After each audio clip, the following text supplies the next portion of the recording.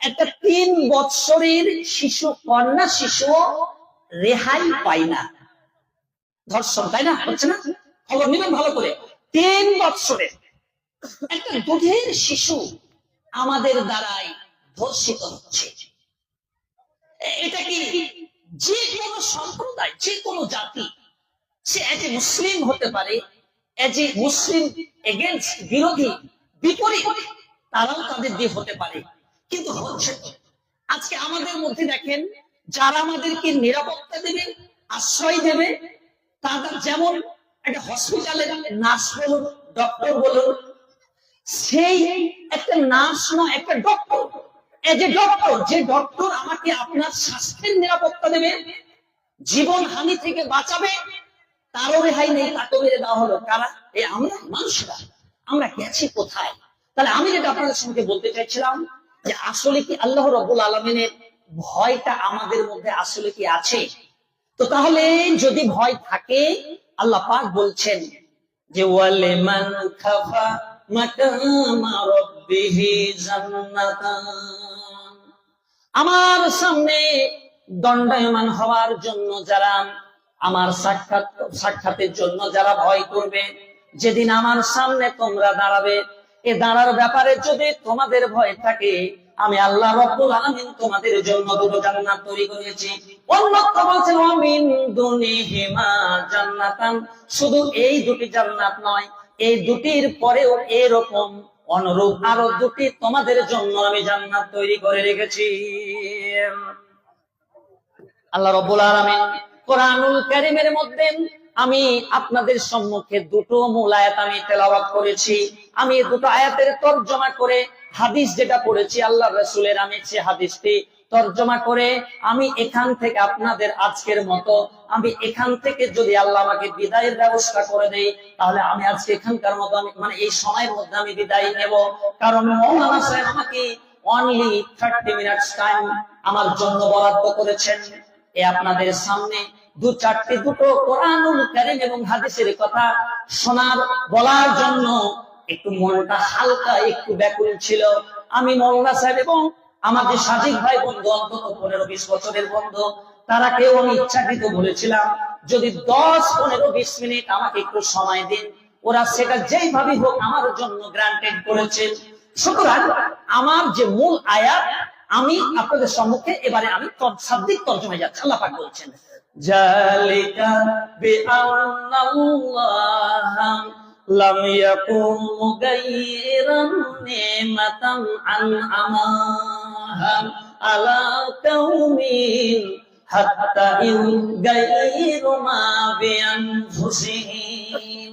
আল্লাহ রাব্বুল আলামিন বলছেন, আমি এই রূপ নই যে তোমাদেরকে যে সব নিয়ামত আমি দিয়ে দিলাম, আবার ওই নিয়ামত গুলো আমি তোমাদের কাছ থেকে ছিনিয়ে নেব। আমি এরকম নই। হ্যাঁ, আমি কখন তোমাদের কাছ থেকে আমি আমার দেওয়া নিয়ামত গুলো আমি ছিনিয়ে নেব, যখন তোমরা আমার 3টি শর্ত, সেই 3টি শর্তের মধ্যে যখন তোমরা ওই জায়গায় চলে যাবে, তখন আমি আল্লাহ রাব্বুল আলামিন তোমাদের কাছ থেকে সেই আমার নিয়ামত ছিনিয়ে নেব। ফার্স্ট কজ সেটা হচ্ছে কি, যে আল্লাহ যে বড়, আল্লাহ যে বড়, আল্লাহর অস্তিত্বকে অস্বীকার করা। 2 নম্বর হচ্ছে আল্লাহর করুণা, আল্লাহর নিয়ামত, আল্লাহর ফজল কে আমরা কি করা, এটাকে মিথ্যা মনে করা, অথবা নড়বড়ে মিথ্যে করলাম না, মনে করলাম না, কিন্তু এর ইউটিলাইজেশন এটা ভালো করে করলাম না। কিরকম? আপনাকে আল্লাহ দুটো নিয়ামত, চোখ দিয়েছেন, এই চোখ দিয়ে কি করতে বলেছেন বলেন তো? এই চোখ দিয়ে বলেছে তুমি রাস্তা দেখবে, রাস্তাতে চলবে, আর ন্যায় অন্যায়, ন্যায়টাকে গ্রহণ করবে, অন্যায়টাকে তুমি কি করবে, চেপে দেবে। অন্যায় তোমার মধ্যে থাকবে না।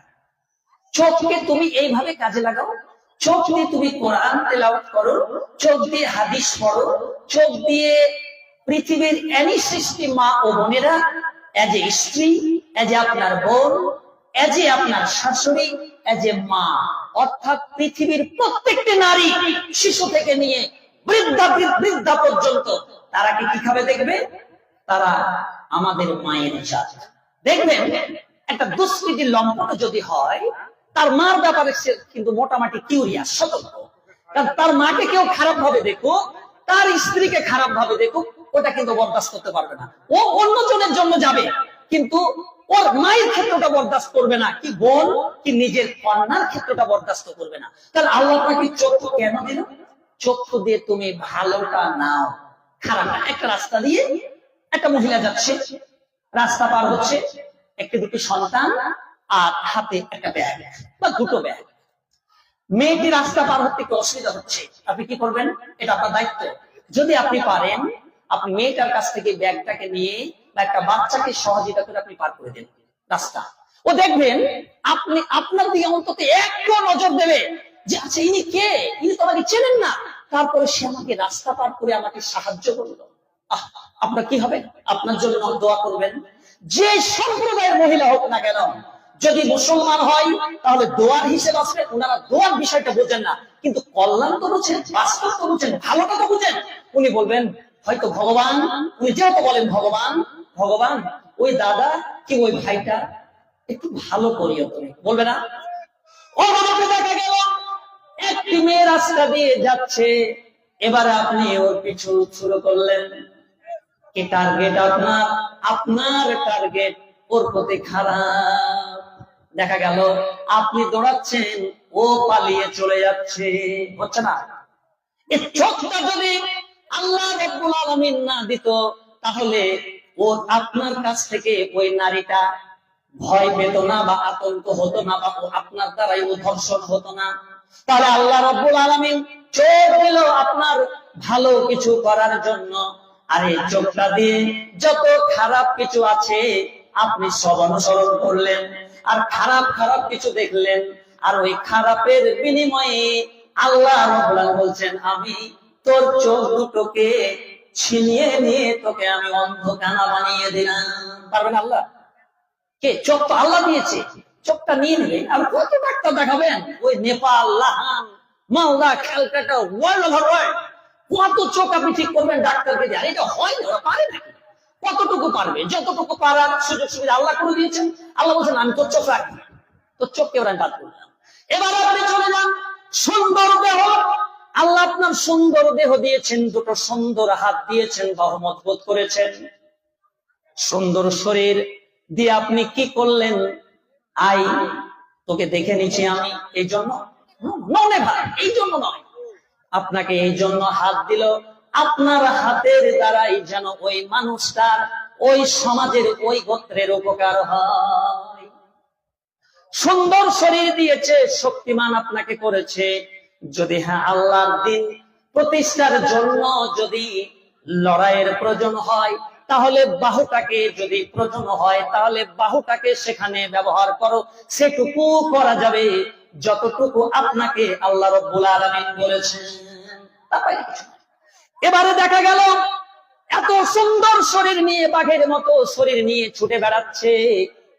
কিছুদিন পরে দেখা যাচ্ছে ওই মানুষটা এক হাতে ও বাইক চালাচ্ছিল, প্রয়োজনে হাতও লাগতো না, পা উপরে। হুট করে দেখা যাচ্ছে রাস্তা দিয়ে লেথার মেথার করে জিহ্বা একদিকে চলে গেছে, হাতগুলো এরকম টেরা হয়ে গেছে, পা টেরা হয়ে চলে গেছে। কি হলো? তাকে আল্লাহ রাব্বুল আলামিন এমন ভাবে তার শরীরটাকে কেড়ে নিলেন, সে এজ এ প্যারালাইসিস হয়ে গেল, অসুস্থ হয়ে গেল। এবার খান দুনিয়ার কত ওষুধ, আর আপনি ভালো হওয়ার চেষ্টা করুন। কতদিন? কিছুদিন হয়তো ওষুধের মাধ্যমে আল্লাহ আপনাকে একটা ছোট্ট সময় তার আয়ু বাড়িয়ে দিল বা বাড়িয়ে দিতে পারেন, আল্লাহ এটা সব পারেন। আর এর মধ্যে দিয়ে দেখা গেল কিছুদিন পরে শোনা গেল যে ও পটল তুলে নিয়েছে। হচ্ছে না? আলোচনার বিস্তৃতি রাত পার হয়ে যাবে মাশাআল্লাহ, কিন্তু জায়গা নেই, আলোচনার সময় নেই, হয়তো 2 মিনিট আবারও পেরিয়ে গেল। দেখ, আমি বলতে চাইছিলাম যে এটা একটা, এই যে আমি আয়াত ফার্স্ট তেলাওয়াত করেছি, এটার মানে 2 নম্বর মানে যে তেলাওয়াত মানে করেছি সেটা বলছে জাহারাল ফাসাদু ফিল বাররি ওয়াল বাহরি বিমা কাসাবাত আইদিন নাসি লিইউজিকাহুম বা'দাল্লাযী আমিলু লাআল্লাহুম ইয়ারজিউন। এই যে মানে স্থলে, এই যে জায়গা, পৃথিবী এবং জলে মানে সমুদ্রে যেসব অশান্তিগুলো পরিব্যাপ্ত হয়, সেগুলি আল্লাহ পাক বলছেন তোমাদের দুই হাতের কামাই। আমরা যা করি আমাদের জন্য এটা হয়, আমাদের কর্মের জন্য আল্লাহ বলছেন এটা হয়। আর এটা কেন করি? লাআল্লাহুম ইয়ারজিউন, যাতে করে তোমরা আমার দিকে ফিরে আসো। আচ্ছা, একটা সংক্ষিপ্ত কথা এর মধ্যে দিয়ে 1 মিনিট আপনাদের একটু বলি যে এই যে আজকে এশায়ের নিয়ে আমরা খুব মাথা ব্যথা না, একবার থরথরানি কাঁপানি শুরু হয়েছে, এই দেশে থাকতে পাবো কি পাবো না, একটা ভয়ে আমরা বিহ্বল ভীত একবারে নড়ে চড়ে বসেছি। থাকতে পাবো তো দেশে, আমার নামটা থাকবে তো সিরিয়ালে, ভয় লাগছে না? স্বাভাবিক ভয় তো আপনার হবেই।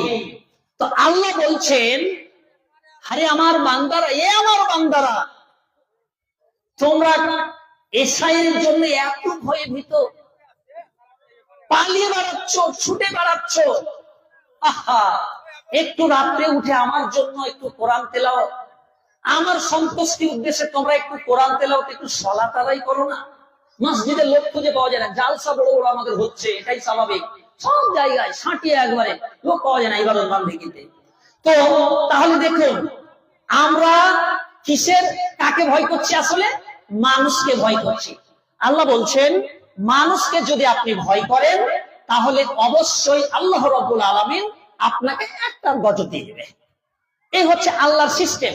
এই আয়াত আর ছোট্ট যে সংক্ষিপ্ত একটি হাদিসের টুকরো, মানে কয়েক সেকেন্ড, সেটা আল্লাহ রাসূল তিনি বলছেন, ইন্নাল্লাহা ইয়ারফাউ বিহাযাল কিতাবি আকওয়ামান ওয়া ইয়াদাউ বিহি আখারিন। এই কোরআনের সম্মানের কারণে আল্লাহ রাব্বুল আলামিন অনেক সম্প্রদায়কে, অনেককে সম্মানের ঊর্ধ্বে নিয়েছেন, মানে অনেক উঁচুতে তার ইজ্জত, সেই সম্প্রদায়ের ইজ্জত বাড়িয়ে দেন। আবার এই কোরআনের অবমাননার কারণে, আদেশের অমান্যতার কারণে আমি আল্লাহ রাব্বুল আলামিন একেবারে নিচে তলায় নামিয়ে ইন্না ফি দারকিল সালিমিনান নার, মুনাফিকদের জায়গায় আমি ঢুকিয়ে দেব আমি আল্লাহ রাব্বুল আলামিন। কারণ আপনারা জানেন যে কাফেরের চাইতে মুনাফিকদের ভিতরে যেতে হবে। সুতরাং আমি আমার বক্তব্য এখান থেকে শেষ করলাম, যদিও 7 মিনিট বেড়ে গেছে, আমি ক্ষমা প্রার্থী, ক্ষমা করবেন, আমার সময়টা একটু বেড়ে গেছে। ওমা আলাইনা ইল্লাল বালাগ। আসসালামু আলাইকুম ওয়া রাহমাতুল্লাহ।